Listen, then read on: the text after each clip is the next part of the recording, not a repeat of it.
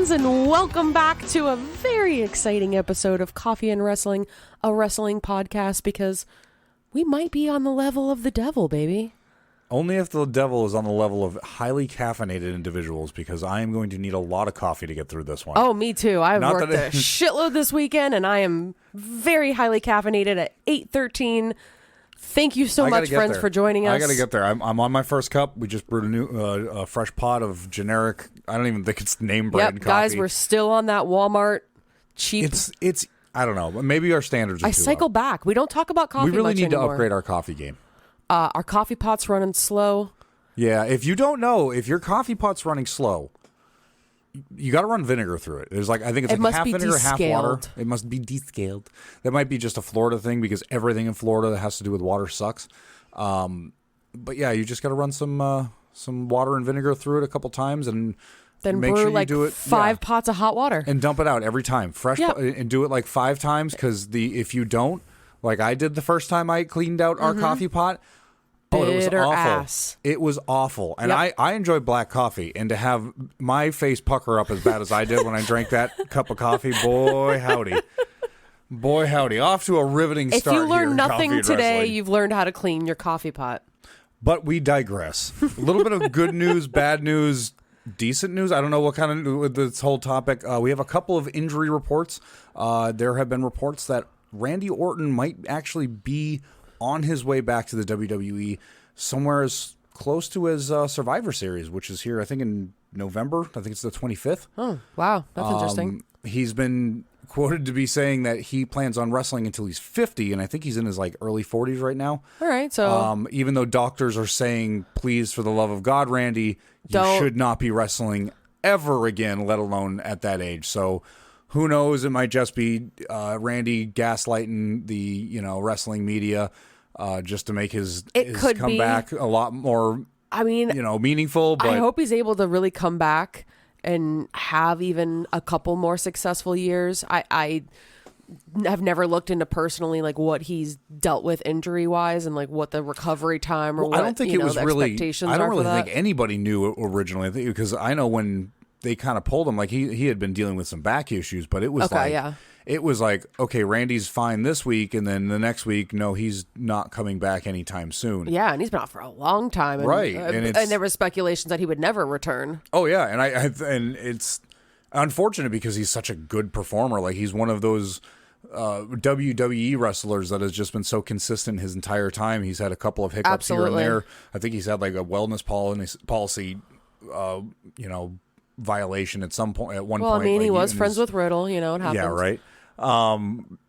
But yeah, I good to see he might be on his way back. I mean, I hope so. Always good to see the Viper hitting somebody from out of nowhere. And I mean, it's Survivor Series. Like, God knows what's going on with that. I mean, we haven't even gotten through Crown Jewel yet. I watched a video not too long ago, and it was like professional wrestlers from now talking about like who their favorite wrestler was. Right. And the amount of people that said Randy Orton. Oh, I've blew my mind. I've heard that same thing. I've heard like in the professional wrestling world, like people are like, oh no, if I could work with somebody, it's going to be Randy Orton. Yeah, like he's just that good. Best. He's the best performer. I mean, if you just watch him, like he's so his craft is so precise. Like everything he does, every time, there's never a very, very rarely is there a sloppy Randy Orton move. Oh, absolutely. Everything's with precision. Everything's got that snap. Everything has, I mean, even his character, like he flips over and he snarls and punches the floor, and it's like, oh, I know what's going to happen. Like, sure. I think it's been like one of the reasons why he's been on WWE for so long, like consistently. So good to see that he might be coming back soon. Unfortunately, over in AEW, Bryan Danielson, I've done this 3 times where I've called him his former name, has now suffered a broken orbital bone, which is looking legit. Because on Dynamite it ended really awkwardly, and he had best friends. Or if you watch NJPW, in actuality, Chaos was in the ring, as well as BCC ended up coming out. And it was real awkward. They all just kind of stood there, and you would think these two groups would start fighting each other, but nobody or saying really anything. Moved. Yeah. And it was really awkward. But it turns out that Bryan Danielson actually broke his orbital bone. He's going to be out for the rest of the year. Yeah, he is going to require surgery here soon. And what a bummer, man! This guy can't catch a break. Breaks his arm, ends up getting it, healed. Has a series of just amazing matches, and then breaks his. Well, they don't know if it was from Okada or it was from Orange Cassidy's, punch or what it was from, but. Well, it sucks. That sucks so bad. Regardless, yeah. You're coming up on Full Gear. You're coming up on the end of the season or the year, whatever you want to call it, and one of your biggest stars that has been a consistent draw since he's gotten into AEW is now out again for at least the rest of the year. Right. So thankfully, they have more than enough talent on the roster to help keep the train going on its tracks there. But I mean, that means what a bummer. That puts him. I mean, unless they've got. I mean, they just announced the World's End or what I don't remember. Yeah. The pay-per-view they just announced. But that puts him past that. It puts him. I mean, that puts him almost at Revolution for the next pay-per-view. He's going to be eligible for. Sting's that sucks. Final match. Ric Flair making an appearance in AEW. That wasn't on the docket, but I mean, God damn, Rick. Wow. Just looked old.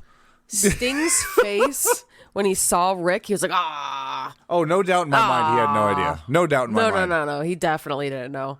Good for Darby Allin being able to be in the ring this week with Sting. Some real kind Ric words Flair. from Sting, actually. I can't remember if it was this week or last week from Sting of just like, if I was going to come back, I was going to have to tag with somebody, and I wanted Darby Allin for the type of person he is. He's the best tag team partner I've ever had. Wow, insane. Yeah, and he said his final match will be a tag team match, and he will tag with Darby Allin which blows our theories out of the water that he's going to be, going against Darby Allin in his final match, which I wish it would be. He can't hang with Darby. Let's be real. Yeah.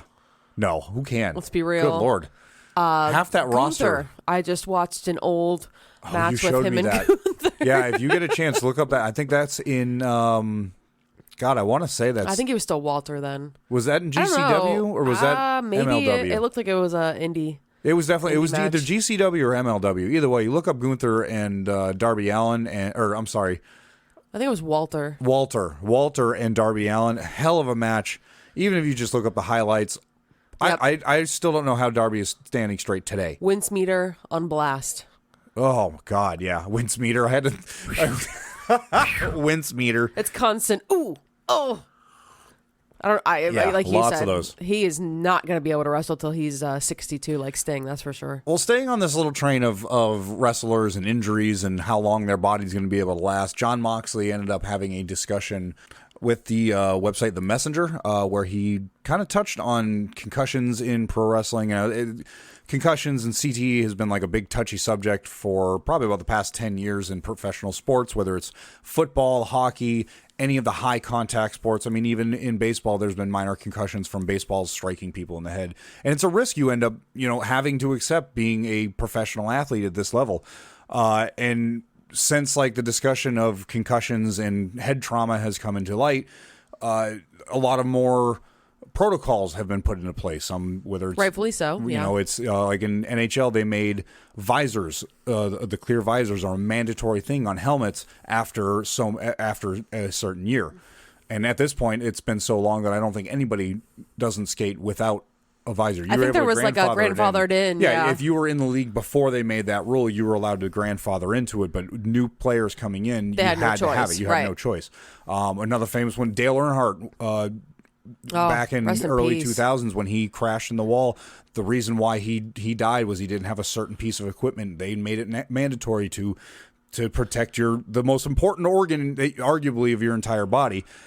Jon Moxley goes into it and talks about, when he ended up getting his concussion a few months ago against Rey Fenix during their international championship match. He even said, like, within 30 seconds of sustaining it, he knew he was messed up. And we all know that they had to turn the match in a completely different direction. But he suggested that maybe they need to revisit, head trauma and concussion protocol by putting a trained doctor and a trained professional wrestler in like a booth where they're watching a single match. They don't know anything about the storyline. They don't know anything about the outcome. They don't know anything. Nothing matters except for the health of the performers. I think it's a great idea. They can basically bounce ideas off each other so that when the doctor says, wow, why did he do that? Is he okay? The wrestler can come in and be like, well, that is a common trope we do when we do that. That's a normal thing. He's more than likely okay. Or vice versa. That doesn't look right.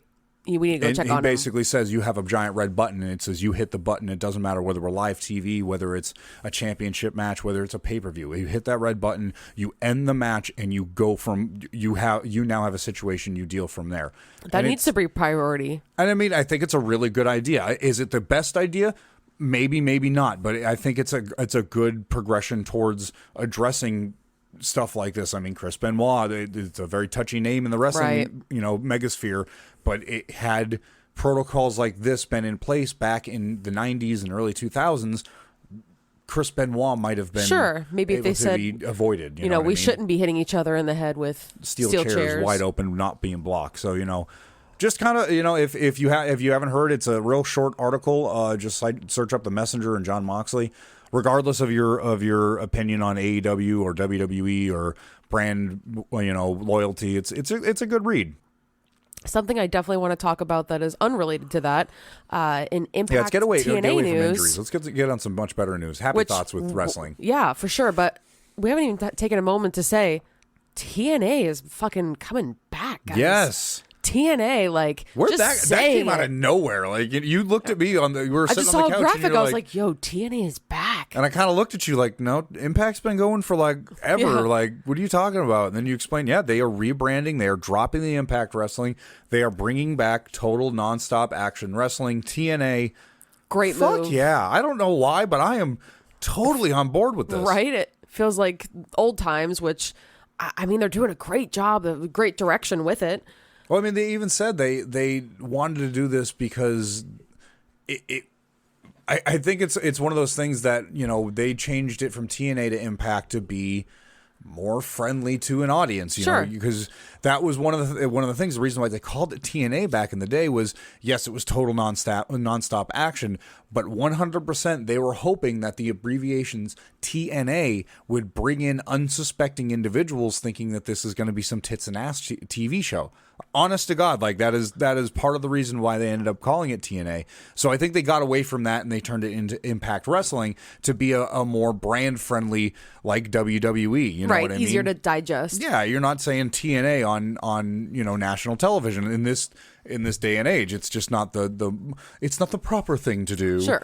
But in this, now that we're into the digital age to where everything is on the internet, I don't have to have a cable subscription to watch any of the programming I could ever imagine. Right. Which is us. Yeah. It's now to where they're like, oh, well, we can go back to what our roots were. We can go back to what we were when everything meant something to everybody. Right, you know what I mean? exactly. I think it's great. I think it's great too. Actually, something else, ROH is going to be changing up their app and their website and their Honor Club to include the pay-per-views as well. Right. And ROH pay-per-views, honest to God, are like my favorite. I don't know what it is. They're consistently so good, so entertaining. The card ends up being just beginning to end so fun. So especially it's usually only like $40. Right, but now we're getting it for free for what, $9.99 or whatever. Free for $9.99. Well, it's $9.99 a month. Right. Instead it's of paying, no worse than WWE.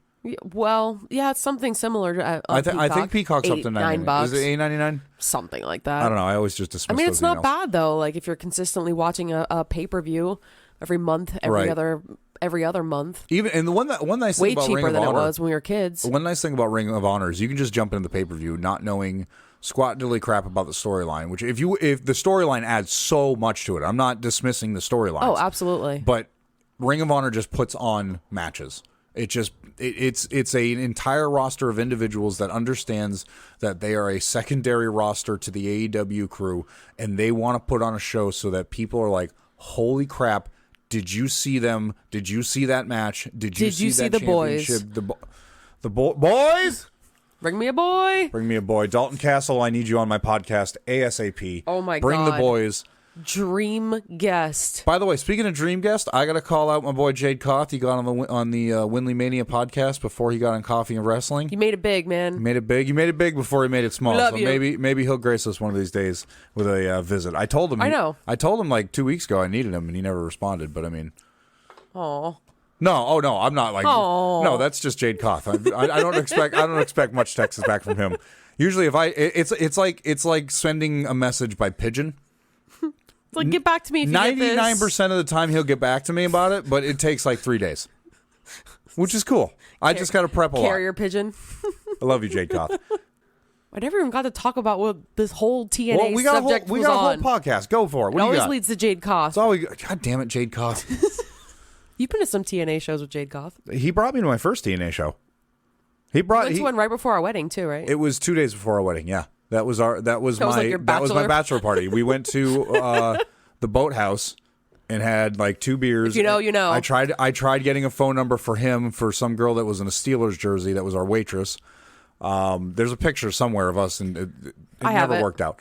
And then we went to, that wasn't Hardcore Justice. I don't know which one that was. I don't remember which. If you look up, we got married September 29th, 2012.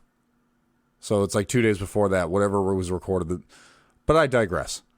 Impact TNA, great news. Simon Miller debuted for TNA Impact. Amazing. If you don't know Simon Miller, I don't know how you're listening to my podcast and you don't know what Simon Miller or what culture is. I know. But yeah, he debuted on Impact Wrestling. Well, not yet, not on TV, not in kayfabe, but on Friday they recorded. Oh, what's the paper? You got it in front of you. You took the paper. Turning Point. They recorded Turning Point. They've been doing a run out in the UK, so Impact's been doing a few shows out there, so good for them. I know all the What Culture guys have been going to all those shows. But yeah, Simon Miller debuted, and he fought Joe Henry. Blah, blah, I can blah. word, blah, blah, blah. Sorry, I'm still in my vampire costume. But yeah, that's awesome. Simon Miller's internet excited. darling that if you don't follow him, you should. Yep. And I don't know if he drinks coffee, but I own. Yeah, give him a golden up for this one. Congratulations to him. Win, lose, or draw. Another one that we've that has to do with Impact Wrestling that might be going to AEW. Sami Callihan was backstage at AEW the other day. I'm intrigued. His contract. The vibe makes sense. His contract just came up. It was like a month ago with Impact. Okay. Now do they do like a similar thing like WWE where you have like so many days where you? I think when your contract runs out. There's no complete. That's what clause. I understand too. Okay, so his contract expired. If it gets terminated before the contract date, unless like I'm sure some parameters are hit, then you do have a certain amount of. Okay, like, so he's a free agent. He's a free and clear. Interesting. And I mean, he does a couple of other things. I know he's got he runs Wrestling Revolver, right, which is sick. I believe he has his own like training gym area. Cool. Now, of course, him being backstage at AEW, he has a storied history with Blackpool Combat Club's Jon Moxley. Yeah. I mean, there's a lot of bloodshed between those two. Right. A lot of good matches, a lot of a lot of matches that haven't happened that should happen. Yeah. Yeah. Don't know why my mind went to Swerve. Oh, he's embroiled with Hangman Adam Page right now with that. Oh, I know. That segment. He barred ass into his house. Yeah, that was good. That was good. You know what else is good? That was good. A little creepy. He gave up his baby a Swerve shirt. But you know what else is good? You're talking about creepy. Abaddon had a shot at the AEW Women's title this week. Yes. Got to give a shout out to the Living Dead girl. I know. I love that girl. I think she's awesome. I think her gimmick's great. Granted, the fact that she has all of her pictures that have just Dragula or some other Rob Zombie or White Zombie song that's doesn't matter. But she's a hell of a worker. Good to see her get the win last week in that Fatal 4-Way, and good to see her at least get showcased in AEW television. Absolutely. I definitely could have done without the Dollar Tree decorations. It's okay to feature Abaddon outside of October as well. 100%, but you got to give it to her. She came out in a sick Spawn outfit. Actually, I don't want to be incorrect. I think they might have just they pronouns. I believe so. Yeah, I believe so. But they did a great job. Apologies. Did you make a mention about their makeup? Yeah, it was like classic 90s Spawn. You were geeking out like. Oh my God, they came out and at first I thought they were doing like Kiss. I thought they were doing same. Gene because it was Gene very Simmons. zoomed in. Right. You But then you came out in the green hair, and then they had like it's so good. The Spawn. outfit, everything, like even A lot of love for Abaddon. Super excited about that. You even brought up because Hikaru Shido came out as the girl from Resident Evil, right? With the red dress and the gun holster Sick. on the hip. And somebody match. made the comparison. Well, you've got the living dead girl, and then you have Resident Evil girl who's killing the dead. Right. It was a good like thoughtful beyond the match itself. Right. I don't know if it was intentional, but it definitely worked out great. Oh, it worked out perfect. Another person we have to make mention of who is going to be a potential free agent in 2024. 2024 is going to be a big year for some people. A lot more than you think. Will Ospreay. Will Ospreay. And we're hearing rumors left, right, center. He's going to AEW. There's talks of WWE. He was just an Impact the other day. They said they loved having him. I mean, he's not dumb. He's probably one of the most top, sought after, professional wrestlers on the indie scene right now. Right. It's a matter of who do you want to work with and how much do you want to get paid. And he's brought that up. Can AEW pay you the amount of money that you deserve? Maybe not. But maybe they'll give you creative freedom over, your character, and you get to work with your Aussie Open dudes. Well, I think the formula is very simple. I think if you're going for full creative freedom, right, Impact Wrestling is the place to be. And correct. He just wrestled Mike Bailey the other day on Impact. Right.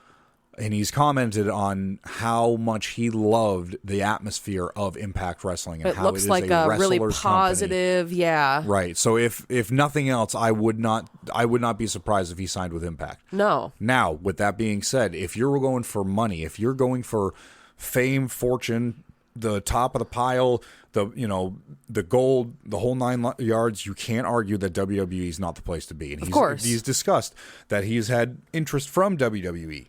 And he's also discussed how much of a commitment it is for WWE in that regard, to where he wouldn't be home with his girlfriend and her child and their whole thing. There's sacrifices there. He can't live in the UK because he's going to have to be on American soil to do the 15, 16, 17, 20, 25 dates in a row. Exactly. And he's made kind of like a big stink about that. He doesn't really want to do that.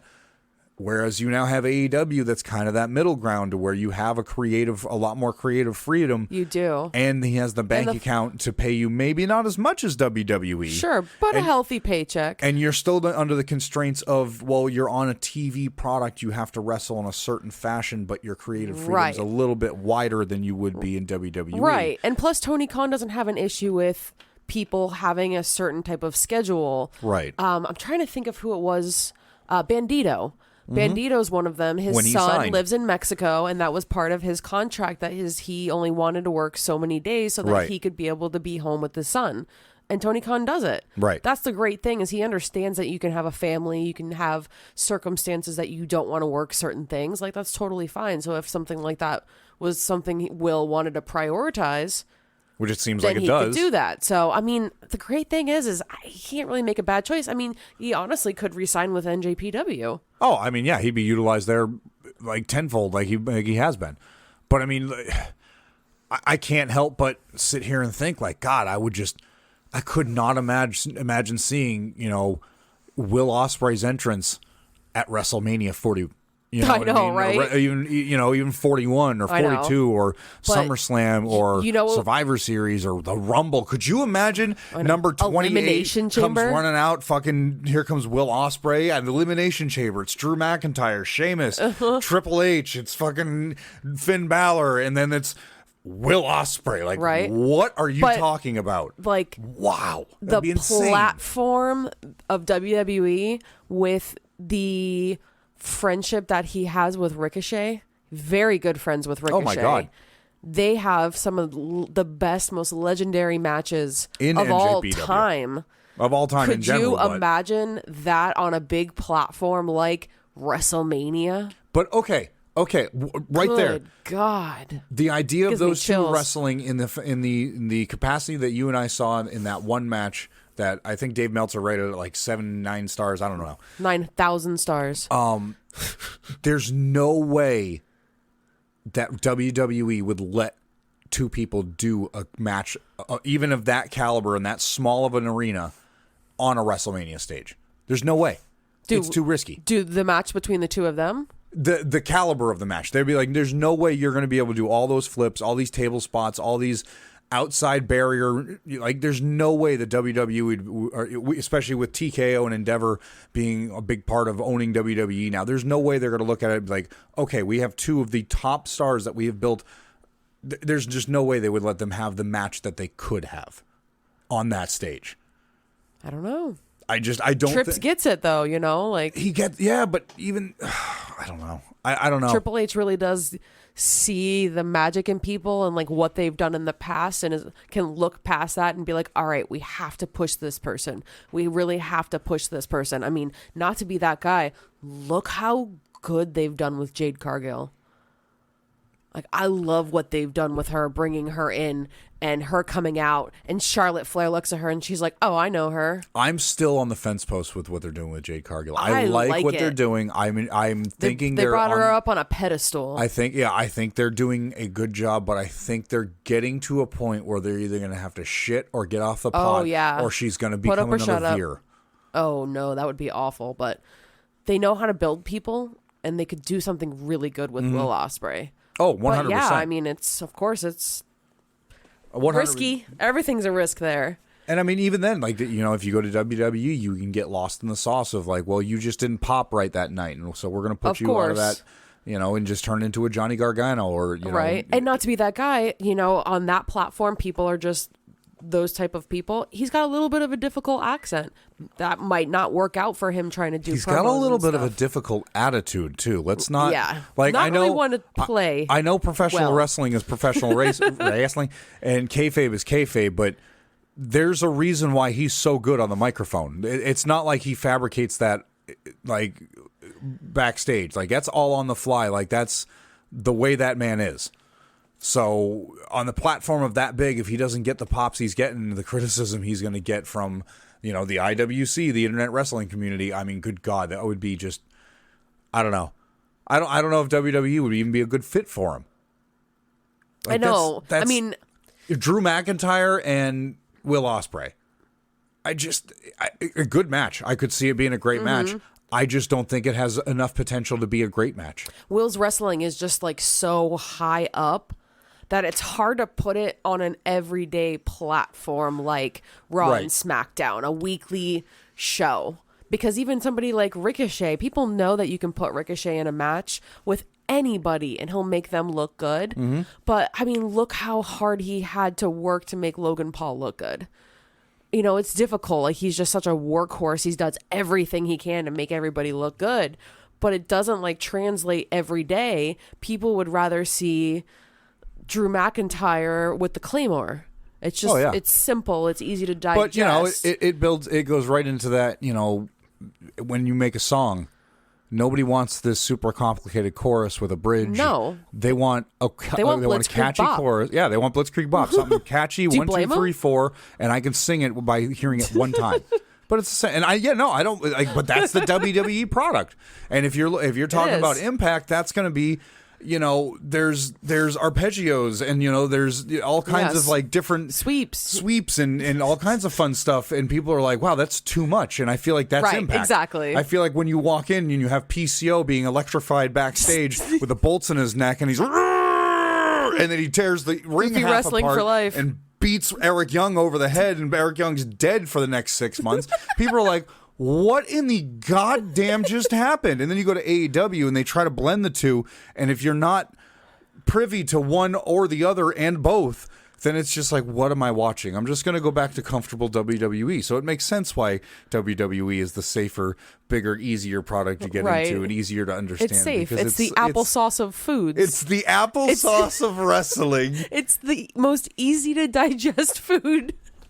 You know, God. You know, they have like surgery or have like allergies or something. They're like, you can start off with all right, but that applesauce. means Monday Night Raw is normal applesauce, and then Friday Night SmackDown is cinnamon applesauce, because at least it's got something good to look forward to. I was going to say Monday Night Raw might be unsweetened. Oh God, no, it's not that bad. It's getting better. I mean, it's bad. All right, again, there's a couple times that we've been watching Raw, and we just go, hey, do you want to go do something else, and we'll just catch up on this tomorrow, and we've just watched YouTube videos. We didn't even watch this week. Yeah.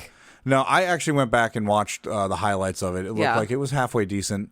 But, I mean, also WWE makes these highlight videos into where it's like, oh, this is all the stuff we want you to see. Of course. It's like the Shinsuke Seth Rollins match when he got kicked off, like whatever they were on, lands on a padded thing, rolls off and lands on the ground, and they just filmed it and shot it to where it was like he got kicked off and landed on the ground. That was ridiculous. That was fun. I like that. You know what else I liked? What's that? My scumbag. Maxwell, Our Jacob, scumbag. No, he's mine. God damn it. He is fighting literally everybody. He is fighting. Let's see. This week he had a match against Juice Robinson for the Dynamite Diamond Ring, which he won and is now the correct fifth year, longest reigning, the only person to ever have the Dynamite Diamond Ring, right? Aside from Wardlow holding on to it and losing it. Yeah, he fought Kenny Omega this week. It was a streak versus title match, and he is now at was it 344 days? MJF currently, as of today, has this is Sunday, by the way. You'll hear this Monday. 344 days. So when you're hearing this, it'll be his reign will be at 345 days. Yep. Kenny Omega's is at 346. Right. Interestingly enough, a combined reign of 347 days goes to Jon Moxley. So he's only a few days away from being not only the longest consecutive reigning champion, but the longest reigning champion, bar none, of All Elite Wrestling. Right. Yep. By the end of the week. He's already had one championship match this week.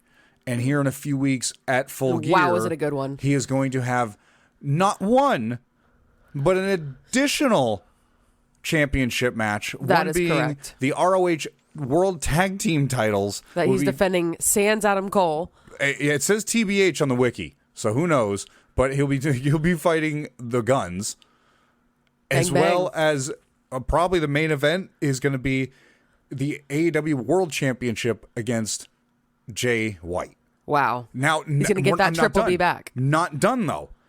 Before those two matches happen, he's also going to have a 4-on-4 match with all of BCG against him and three unannounced opponent or teammates. Right. They've been teasing that Samoa Joe could be one of his another one partners. Is he's just promised Samoa Joe a rematch for AEW. This man has more matches lined up right now in his future than any other professional wrestler on TV right now. MJF is the wrestling lasagna. The layers. The layers. Are you hungry? No. This is the second time you've had a food-related reference to professional wrestling. That one I we picked got up Chinese food tonight. Was that not enough? That was enough. That one I picked up stupidly enough from Italy. They said Rome.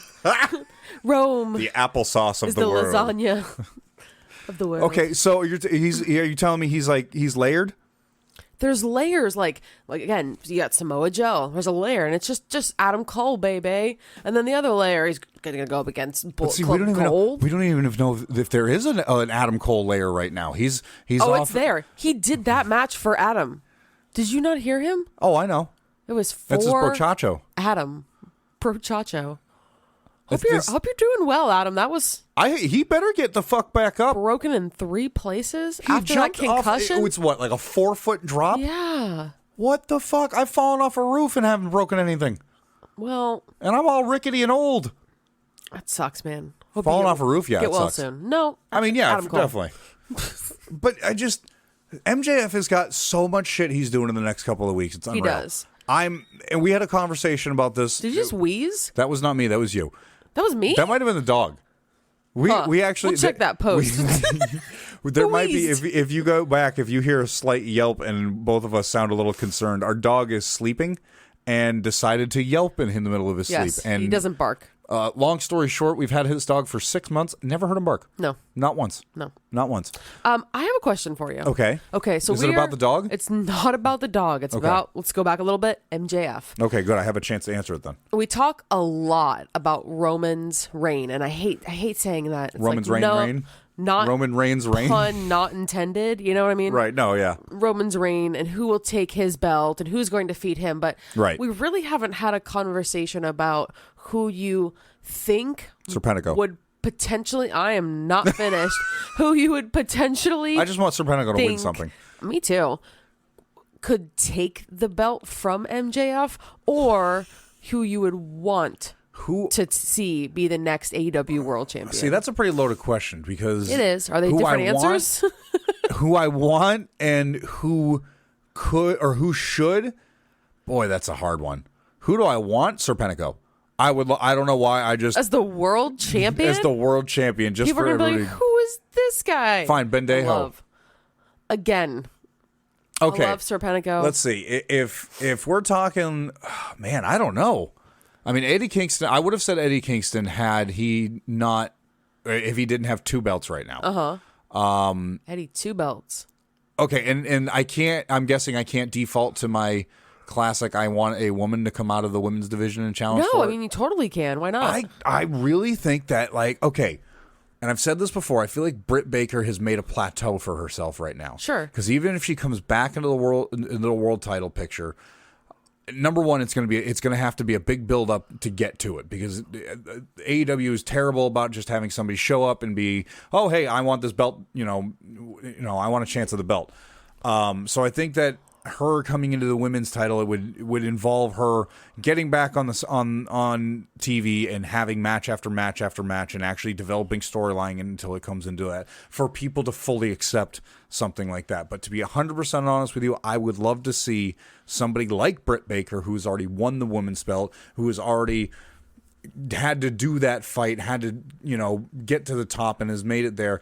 I would love to see a woman get a shot at the world title and even take the world title. Do I think from MJF right now? No fucking way. If it was, hey Mark, let anybody do it, what would you want? I would give it to somebody like Britt Baker, just because it would just be something new. Yeah, wrestling hasn't tiptoed on that since Rhea was fighting Tozawa and had like those interferences with a couple of people. Well, even then, I think China was like the last person to really have like a prolific non-women's title run, because if I remember right, she was the Intercontinental title champion. I think so. I think that's correct. So it's Jade Koth. Yeah, fact check that. But yeah, I just think it would be different. I think it would shake things up a little bit. And I'm not, I know people are going to be like, oh, women's rights. Like, fuck you and your bullshit. Mm-hmm. Like, I'm not saying that because, I want a woman to be, I just think it's something that doesn't happen. And test the waters a little bit. I said that about the TNT championship. No one ever said that was a man's championship. So, Chris Statlander comes in there and challenges Wardlow and finally beats him.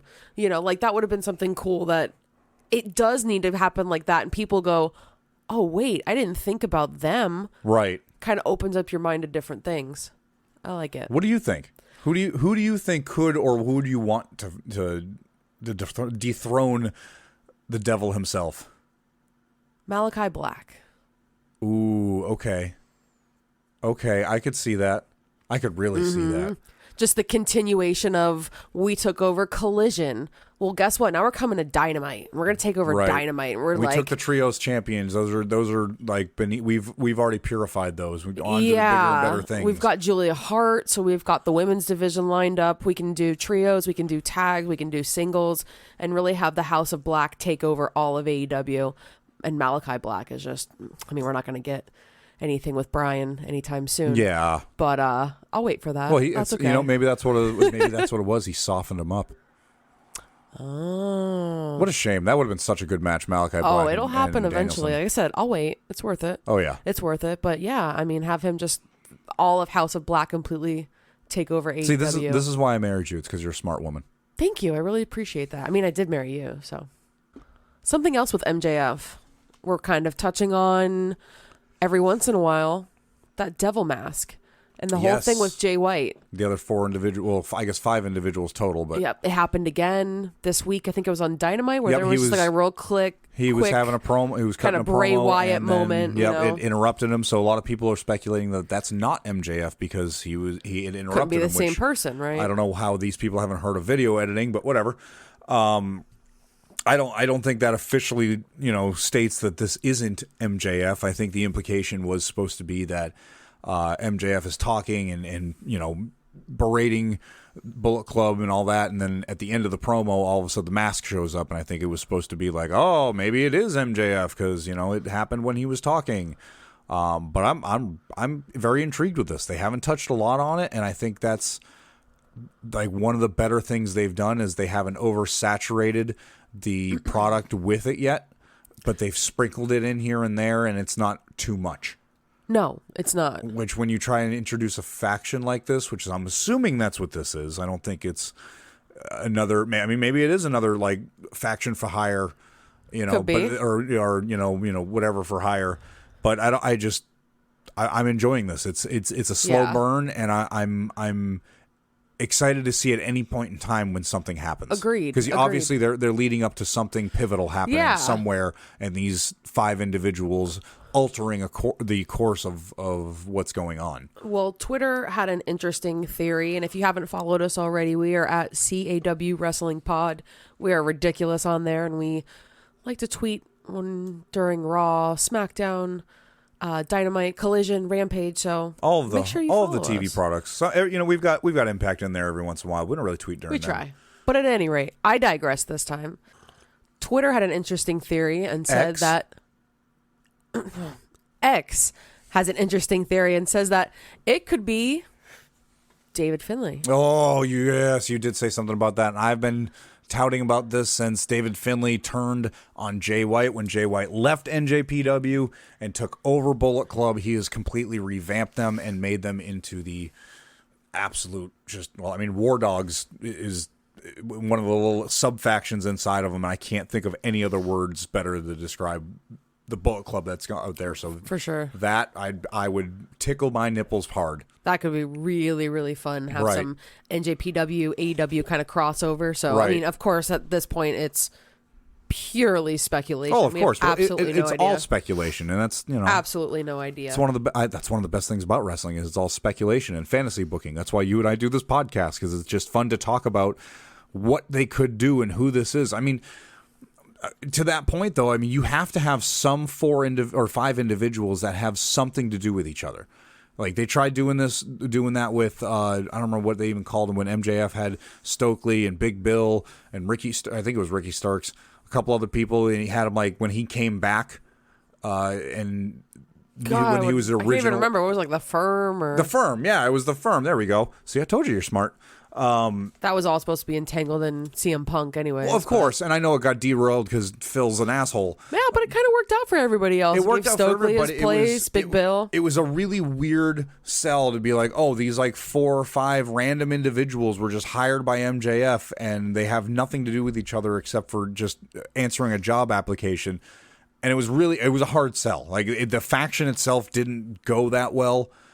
Even before or after the CM Punk whatever, and then they fortunately were all able to find a foothold in AEW, but it was just a real hard sell. So you got to think like the 5 individuals they've gotten these dressed up masks and all that other shit have something to do with one another, and Bullet Club has got an umpteen amount of members nowadays. So I mean, it would make sense something like Bullet Club would be the other opposing faction to Bullet Club Gold, who's kind of a defect of Bullet Club. And then you can record all of this stuff from, different countries, send it all over to AEW, edit it. And perfect. We don't have to show up until, full gear. Unless you have Kenny Omega recording your promo as you cut one on Kenny Omega. Don Callis. Kenny, by God, Omega. God, that was such a funny picture. You were in Italy, and I had to send that to you, and I was like, I don't even know if she's going to see this, but I was dying laughing. I just couldn't understand. Oh, that's right. Yeah, one of my texts didn't go through, so it was just a picture of Kenny Omega stooped down something. with a camera at some bald man in Takeshita. It was so good, and she had no idea. She hadn't watched any of the wrestling that week, so. Nope. Very weird. Okay, so with TKO Endeavor's buying out WWE, it happened this past September. They finalized everything. It is finally no longer under the ownership of a McMahon family. Command was right. At this point, Vince McMahon has been asked to leave creative completely, and Triple H has now headed it. And we have now seen a bunch of different names on SmackDown and Raw.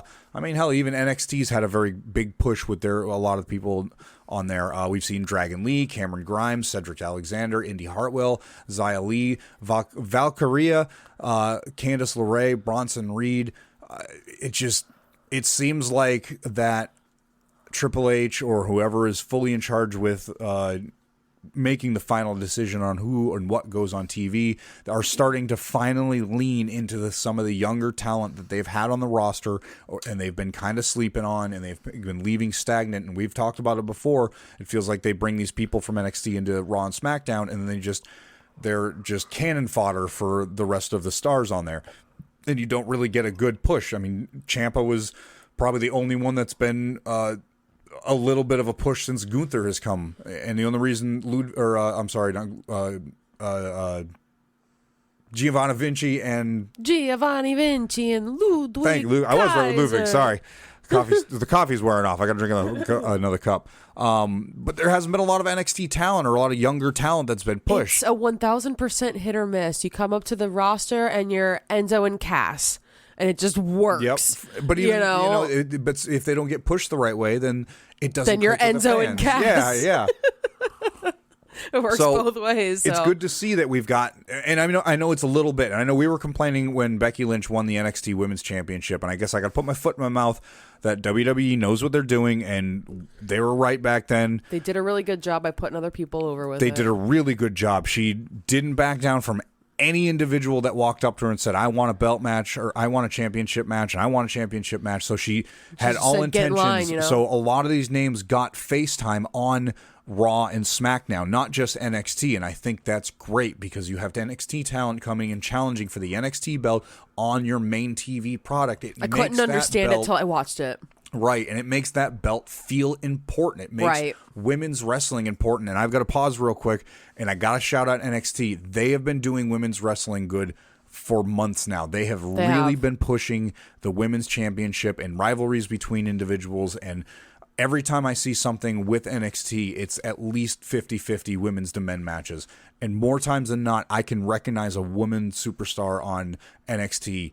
And we don't even watch it because they promote it so well. But I think this also might play into something else that Endeavor and TKO have said that they're going to start doing, and that is, or not said, but has been rumored to want to start doing, and that's to let some of Raw and SmackDown superstars, especially high-end ones, let their contracts expire and let them go. They're looking at maybe bringing in newer talent that's not pushing the age of the last 5 years of their career, even though they sell T-shirts. Like, why? And I can't blame them.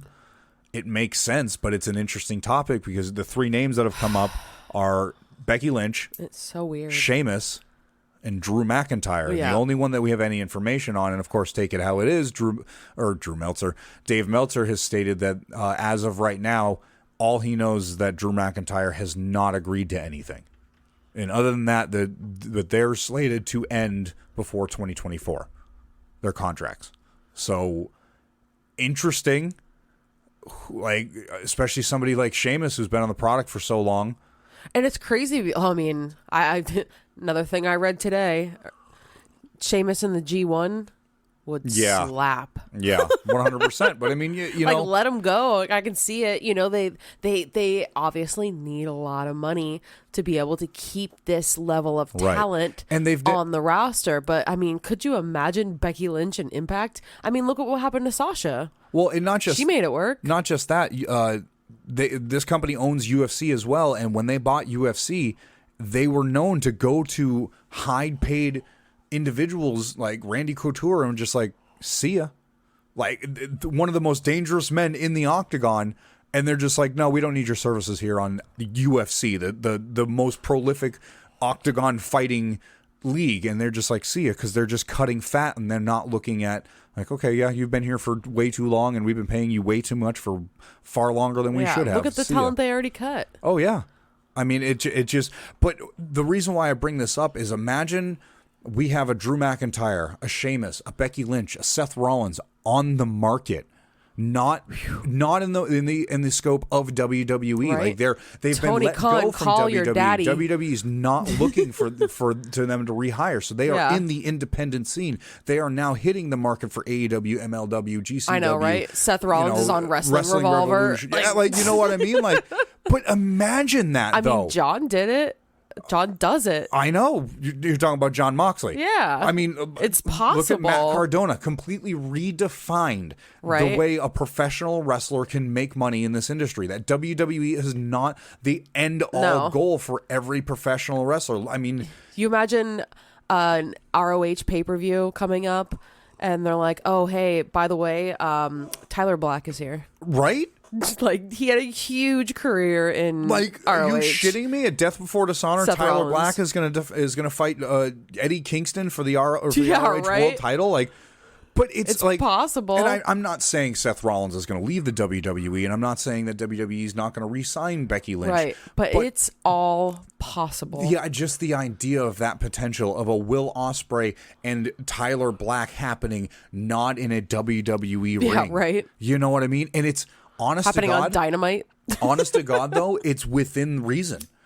You know what I mean? Like Seth Rollins' contract is going to expire in the next 3, 4, 5 years. I mean, anything past 5 years is unheard of now. So even if you think of 5 years, 3, 4 years from now, they're both going to be in a good enough shape to perform. Right. And if TKO decides not to renew an aging Seth Rollins, Impact, AEW, maybe Becky and Seth just start their own company. But you know what I mean? Like anything's possible, It's such a mind-blowing thing. And I know we say it all the time, but what a time to be a wrestling fan. Anything's possible, like exactly that thing. And like it's all accessible with a click of a mouse. It really is. It's so cool, though. Like, the potential is just absolutely outstanding that you can just sit there and be like, you know what would be a fun dream match? I mean, Tony Khan talks about dream matches all the time, but... Oh, yeah. I mean... We had that one with Danielson and Andrade El Idolo. That was fun. That was a great match. What a year for Bryan Danielson. What a good year and what a bad year. He's dealt with so much good and so many injuries. Yeah, I gotta agree with you My there. God. So, finally here on the podcast, every time a pay-per-view comes around, Jamie and I do predictions, or at least we try to. We if you haven't followed each one of us, I'm at Gunk Dudley. She's at a Bacon Party. We always try to put out our predictions right before the pay-per-view starts. We kind of have a friendly competition. Whoever ends up winning has to get the other person coffee the entire time during the recording of the next podcast, or whoever's holding the belt. I have been the current champion for good God, I don't even know how long.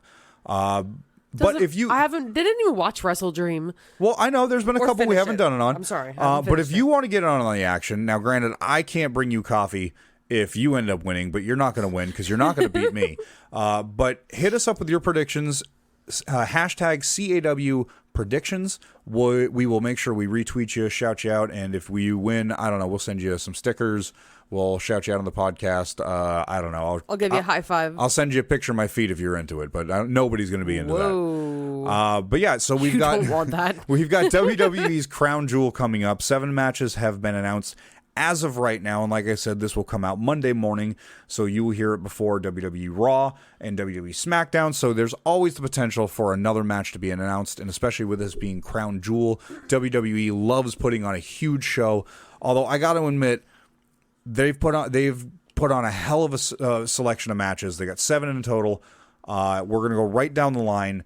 First one, we've got Seth Rollins. Speaking of our boy, Tyler Black. We'll be taking on Drew McIntyre in defense of his World Heavyweight Championship.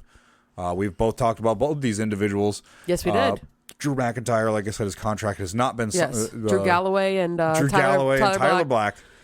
Who do you have there, Jamie? Who do I have there, Jamie? I don't Coffee's think there's off. any freaking way that Seth Rollins is not walking away with that belt after the most candy-ass promo. These two baby faces walked in and they were like, you want to have a match? Like, yep, I want to have a match, but not tonight, in 3 weeks. Okay, fine. In 3 weeks, we'll have a match. Oh, yeah. No. Classic WWE. It's not ending like that. That was horrible. I mean, I can't disagree. As much as I want to say Drew McIntyre is going to walk away with it because I think he deserves it. I mean, he's just a good wrestler. He really is, but he doesn't have like any storyline or anything going on right at this particular moment. No, I know, but my heart wants felt so random. My heart wants to go to Drew McIntyre, but at the same time, I can't see it not going to Seth Rollins. Yeah. So I'm picking Seth Rollins.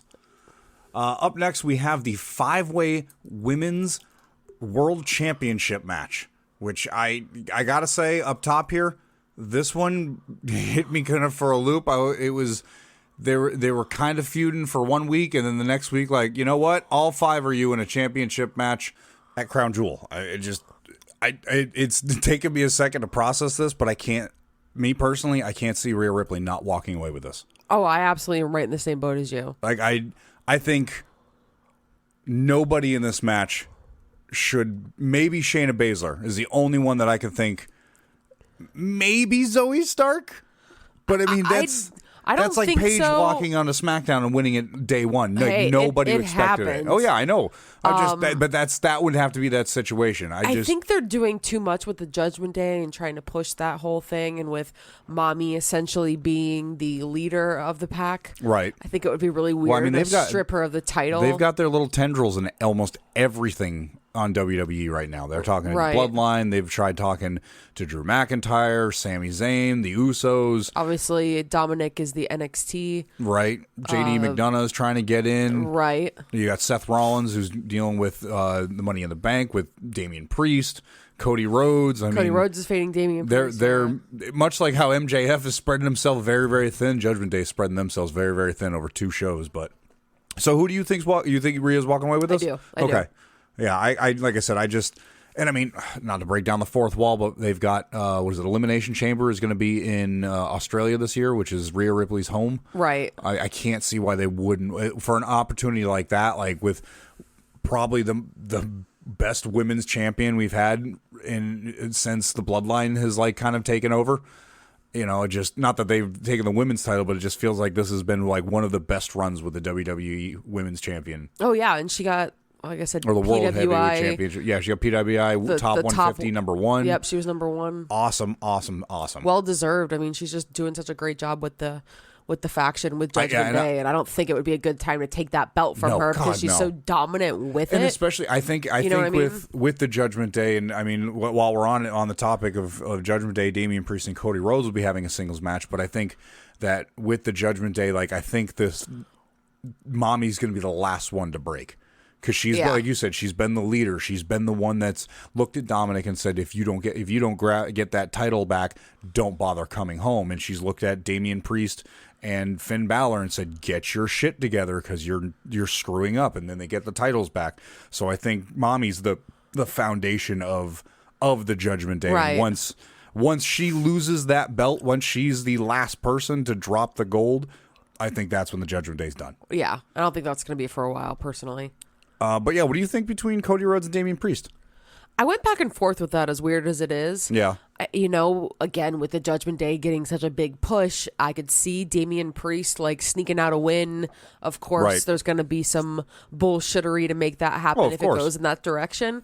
But I did end up picking Cody Rhodes. Yeah, I did as well. I think we're going to start seeing the build up to maybe finishing his story, or at least more character development into it. But I think more than that, I think that he's going to win because I think this is where we're going to start seeing Damien Priest be shaky in the Judgment Day. Right. Because it's already been, Rhea Ripley has already kind of like made it seem like that they don't really fully can trust on him 100%. Like he's not been able to deliver 100%, and they're worried that he's not going to be able to, just be the part of the Judgment Day, and which is interesting because for so long that was Dom.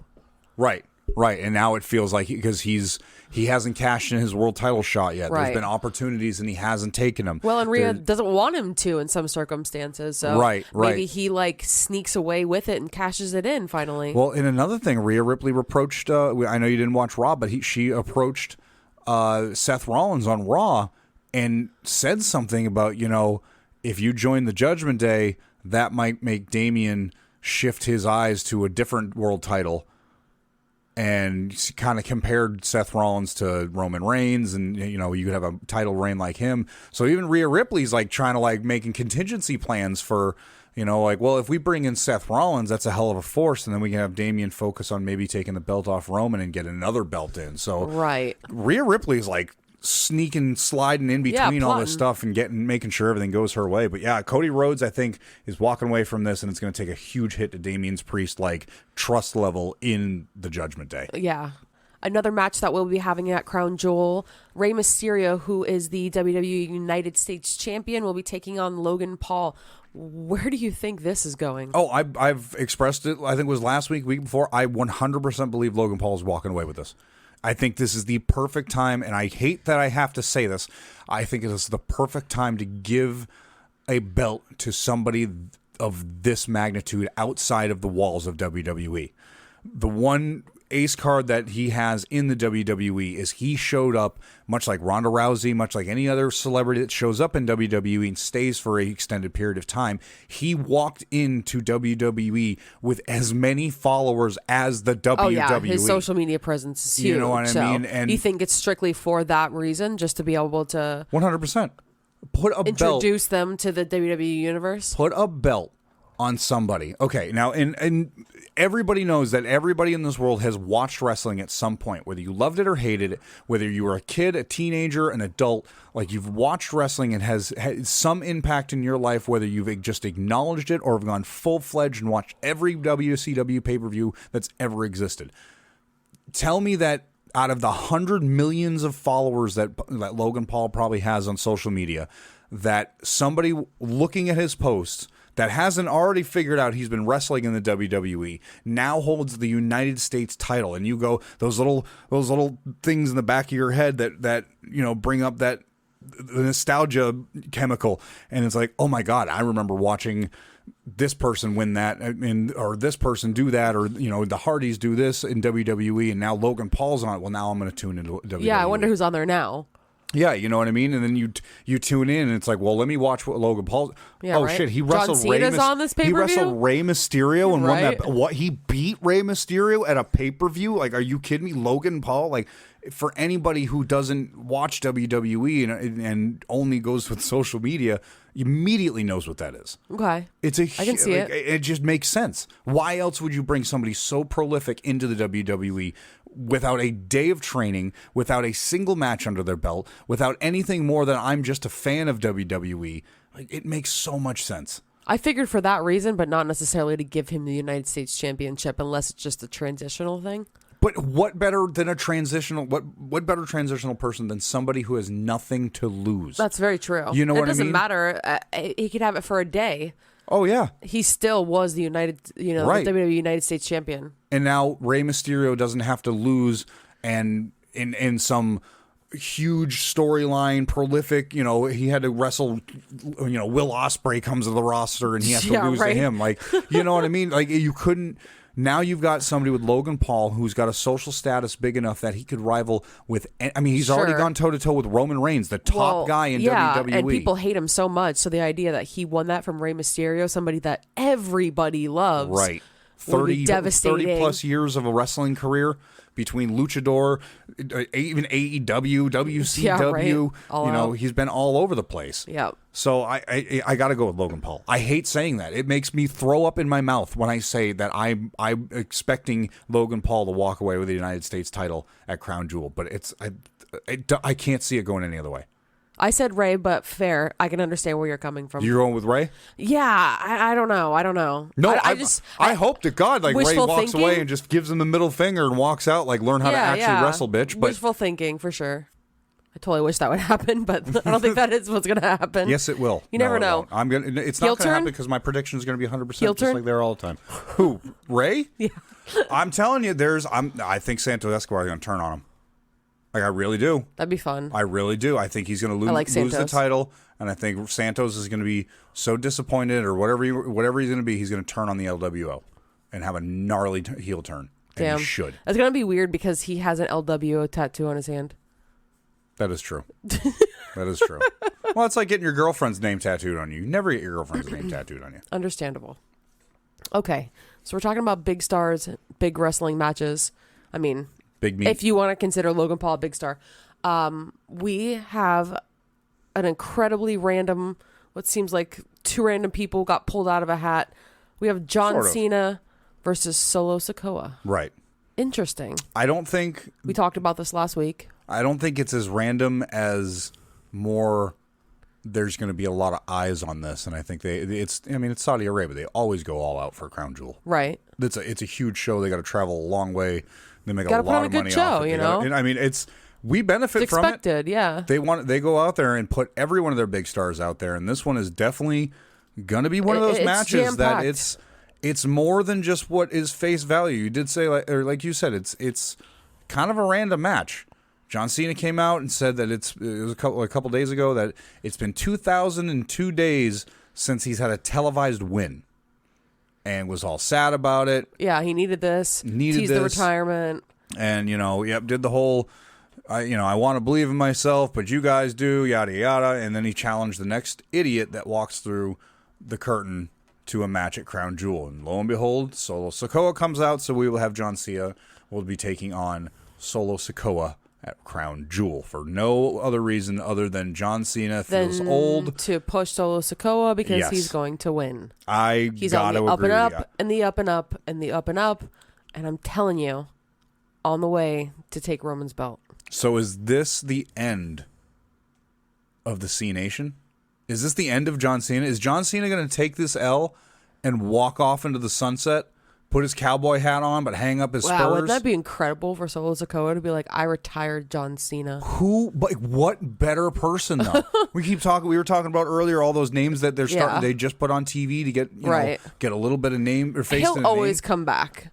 Of course he will. I mean, but to have one less really, really good match with somebody like that, obviously, John would have to respect the shit out of you to be able to even think about putting you in a position that he's going to do that. I think John Cena is a different monster. I think it's more than just a respect of the person. It's a respect for this the loyalty. Brand. It's the hustle. Well, it really is, though. It's the loyalty, it's the hustle, and it's the respect. It really is, though. Like, as cliche as it may be, like, it really is, because John Cena knows that his entire life is because of the WWE and the WWE Universe. So what better way? The WWE Universe owns his name. Right. And you know what?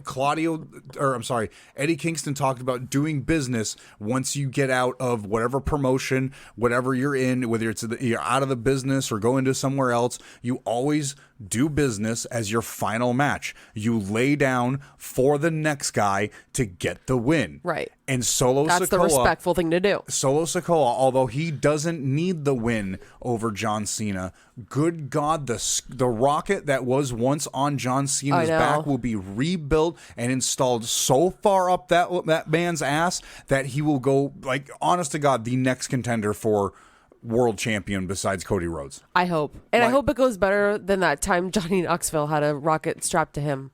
Yeah, well, didn't he break his entire pelvis? Something like that. That was awful. Johnny Knoxville. I would so much rather see Johnny Knoxville get the U.S. title over Logan Paul. There, I said it. There's your hot take. You asked me. You asked me what WWE Universe too. You asked me what my hot take was earlier this week because you wanted to use that. There's my fucking hot take. Johnny Knoxville's a better wrestler. It maybe not in performance, but god damn it, he's a better wrestling personality than Logan Paul is. Well, I guess my hot take was the applesauce comment. That was not a hot take. That is 100% the truth. It's easy to digest. So we both picked Solo Sikoa going over John Cena, and I mean, John Cena I think is gonna. He didn't have a lot left. He's got a couple, five knuckle shuffles and you can't see me in the, He is one hair transplant away from being a producer. I mean, and he's got the Rock status to where he can just walk in and be in a movie and people are like, okay. But like he already is. My mom is the prime example. If my mom knows who you are as a wrestler, you know you've made it because she doesn't watch it. She's like, of course I know who the... talk like that. Of course I know who the Rock is. Was your mom from a valley? Of course I know. Yeah, she's a valley girl. Yeah, Denellen Valley. He's made his name in wrestling. He doesn't need TV shows and movies. He doesn't need the win. It makes sense. This is the one that I hit though. When all the other ones I was good. When I hit this one though, I went to write who I knee jerk reaction, which was gonna be Solo, but I thought about it and I was like, damn, is this like the thought of.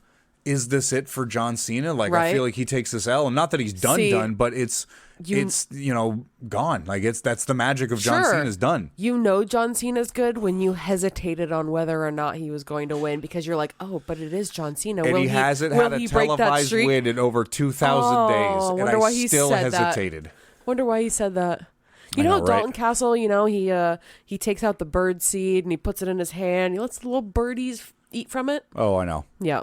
I know. That's John Cena. That's John Cena for the past 25 years of his life. But if this is the final John Cena match that we ever see, then not that I don't think it's the final one, but if the final one with actual storyline meaning in any capacity, I probably won't be mad about this. I foresee this is going to be a good match.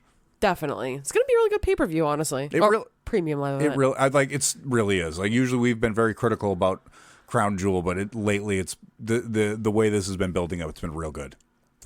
Now, one of the last matches that they announced was Io Sky will be taking on Bianca Belair, and that is for the WWE Women's Championship. Bianca came back on SmackDown? No, Raw. She's on Raw now. I can't remember. No, it was SmackDown. That was the one we watched. Okay. She came back on SmackDown and said she had already talked to Adam Pearce and had set up. She attacked Adam Pearce? She attacked him. No, that might be coming in with another storyline later on with Nick Aldis. Yeah. But yeah, this is going to be... I'm excited for this one. I'm actually really excited about it, too. I like a singles Bianca match, Belair. too. I like Io Sky. A singles match. Yep, there's hopefully no damage control BS, but there's going to be. Bayley can't help herself. I know, right? Well, I mean, Bayley's kind of feuding a little bit with Charlotte Flair, which I could see that rekindling because Bayley needs something. Bayley's been just that stagnant Karen mom. Oh, but Bianca gave that gnarly... What does she do, a KO? The TK, or I think a TKO, right? I thought it was just a KO. I don't remember. Whatever. She does that finisher, and she did it to Bayley. Oh, that's right. That was so nasty. It was so good. Knocked her to the moon. So I don't know. Bayley Maybe took she's going to come out and she's going to give that receipt. Yeah, right. Well, who you going with, Io or Bianca? I feel like my answers were just so vanilla. I feel like I didn't really have to think too hard about the entire lineup of who I think is going to win for this Crown Jewel. I'm not excited about it. The local place, they ran out of chocolate sprinkles and gummy worms and you think this is just a filler? Hot fudge. Kind of. I don't think any titles were going to change hands, at least by my prediction. So I'm just going with Io. I love Io. Again, we're talking about Triple H. Triple H is obviously pushing Io to the moon. Right. And he loves her and he knows her potential too. So I just don't think it's time yet, especially after Bianca just got such a legendary reign that she just finished up with, to take it from Io this soon. No. She's got other feuds in her, Io, of course. She's got a feud with Bayley still. She's got to have more of that. And I think as the champion, it'll be a better platform for it. So no, I think she's still got a lot of steam left as a champion. I think the exact opposite. Oh, I think Bianca Belair is going to walk away with this championship. And I think that Bayley is going to be part of the cause of that. This time she's not going to help. Not that she's not going to help, but she's going to attempt to help. And we're going to again see some more cracks in the foundation of damage control. Okay. I think Io Sky is going to lose the belt because Bianca got fucked on her last when she lost that title. She ended up winning that championship in that it was a 4-way, if I remember right. And then as she's like half dead in the ring, Io Sky ran out, cashed in her title, and won. I think it was a 3-way, but I can't remember. And ended up winning. Bianca lost. It was like one of the shortest title reigns. And I think that they're going to give that back to her because she's just so goddamn good. Well, I mean, that's exactly what they did. That's what they did to Hikaru Shida. And I'm not saying Io Sky is not good, but I think that the fans aren't fully behind her as a champion. No, so I think they need to keep riding it out. Ride it out. Don't give up. I think TKO's already going to tap out because they know tried and true Bianca Belair. That was corny. Corny is WWE. It's the fucking applesauce. It's the canned corn of the vegetables of wrestling. They're going to tap out. 100%. 100%. I think that it's going to go Bianca Belair because Bianca Belair is going to sell more merchandise than Io Sky. Well, I mean, she does, and the kids love her. Like, of course. Who spends more money around the holidays than mom and dad? Mm-hmm. Little Becky and little Tina and little fucking whatever weird microwave stupid ass names people are calling their kids nowadays. They look and they're seeing Bianca Belair with her giant fucking braid, whipping that shit, holding the fucking belt. I'm on my own, doing the dance in her fucking polka dot ass fucking skin tight, leaves nothing to the imagination outfit. And every one of those little girls like, I want to be Bianca.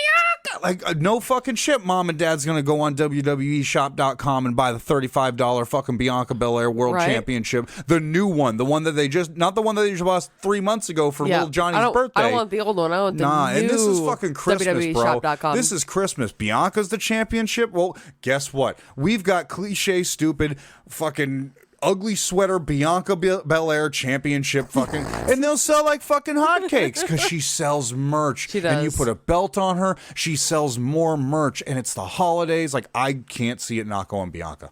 Yeah, but if it's Christmas time and I can ask for one thing for Santa, I just want Io Sky. I want Shark Boy to be... come back to WWE to Impact Wrestling and win the Impact or the TNA World Title.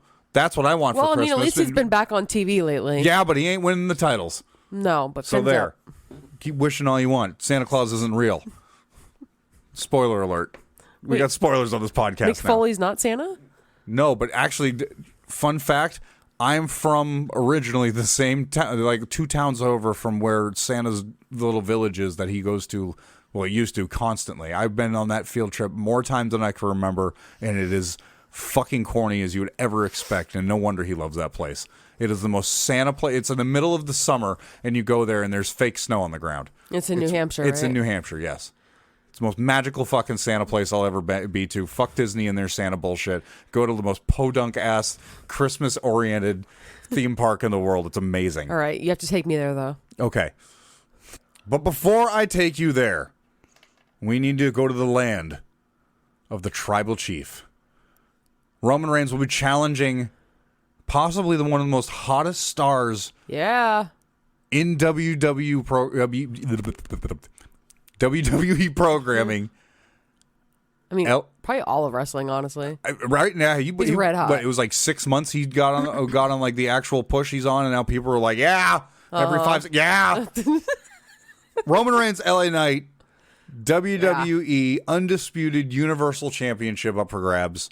I think Roman is about to or did surpass I think he'll be the 4th longest reigning or 3rd longest reigning WWE champion. I don't even know the numbers. This is just absolutely insane. I mean, do I want it to end? Yeah, I do. Yeah. I do. How fun would this be? The pop, the celebration. Oh, I know, right? The joy from the fans. It'd be great. I know. Is it going to happen? He is the number 4 currently. He's 1,153 days. Thank you. Thank you for fact-checking this. I definitely think that we're going to continue seeing him, that number rise after There's Crown Jewel. only 1,237 days is so Bruno the Sammartino. 3rd longest reign by Bruno Sammartino. That's only Bruno Sammartino's 2nd reign. Yeah, His we don't first talk reign about that was first reign. 2,800 days. Hulk Hogan, I mean, he's at 1,474. So I mean, He's Roman not Reigns even that would have far to be. off. Well, I mean, Roman Reigns would have to be almost a full year. They could do it. 100%. They could roll this out to WrestleMania 41. 100%. I could see them doing this. And I just can't see it stopping now. I there's no way LA Knight's going to win this. And if they do, I'm saying what I'm saying only because I believe that is the most practical thing that they're going to go with. My heart is set on put the belt on that man. You can take your criticism of, oh, well, he's just a dollar store version of Stone Cold. You're goddamn right. And if I had still those 3 same shirts I had when I was a kid of Stone Cold Steve Austin in my closet, I would wear them on a daily basis because I love that character. I love the overly bravado tough guy with a leather vest that has a single word catchphrase or is just the annoying. Comparisons to The Rock, like that's a bad thing. Like, right? Like Ricky Stark's got the same comparisons. Like, is he supposed to be insulted because he's just another version of The Rock? Like, that's an amazing comparison. So when a band comes out and you're like, wow, this sounds like the Beatles, you shit on them? Yeah, what is that? You straight shit on them? Greta Van Vliet. I mean, you could rename that as Led Zeppelin and have it drop in 2023 and people wouldn't bat an eye at it. You know what I mean? But I really would love to see LA Knight with a belt. There's no way it's going to be this belt.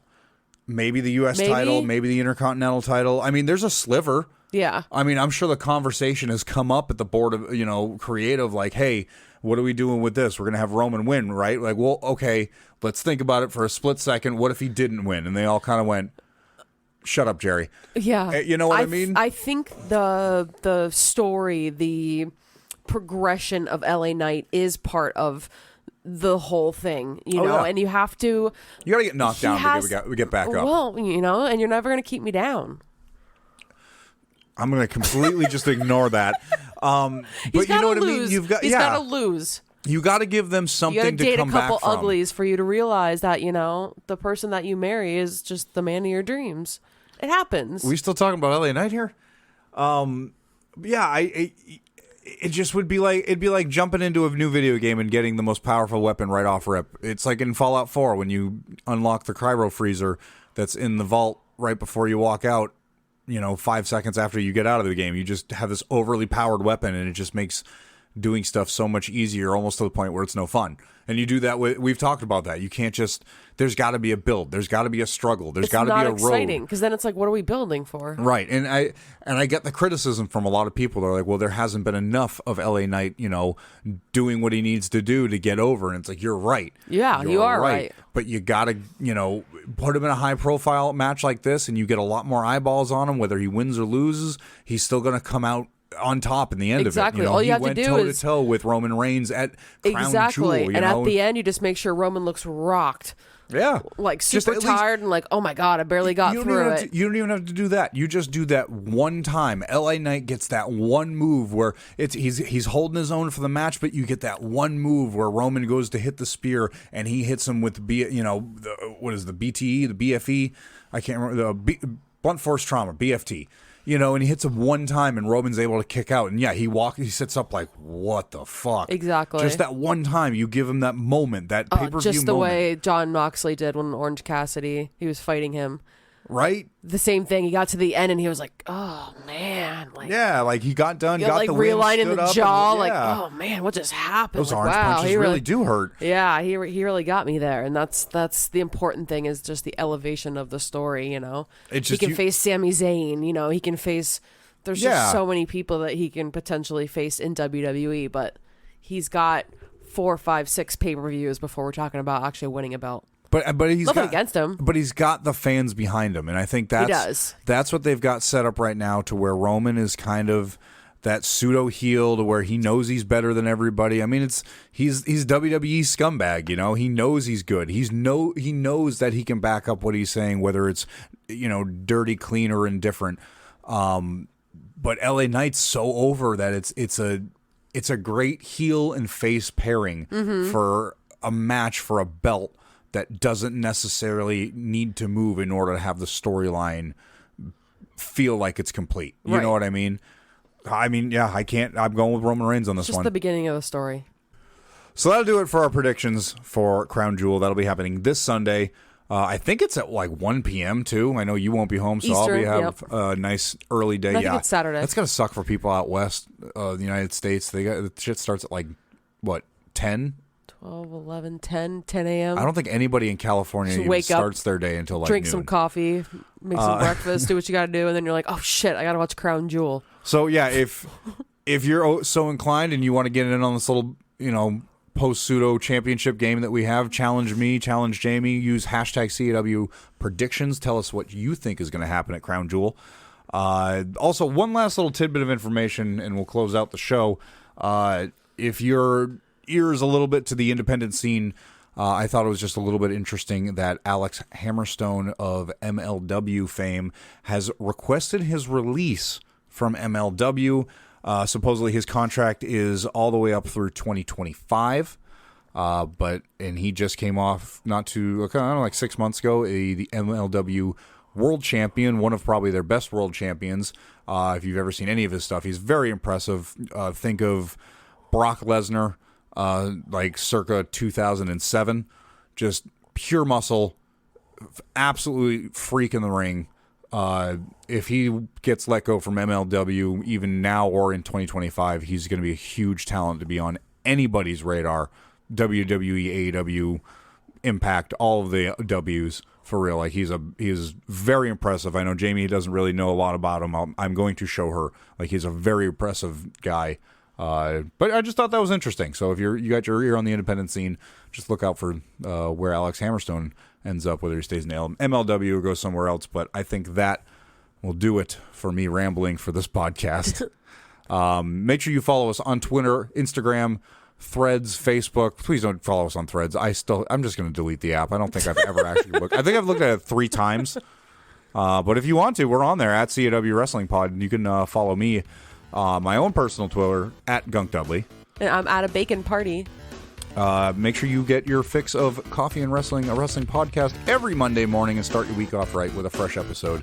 I post at 4 a.m., so it's up before you are. So check us out.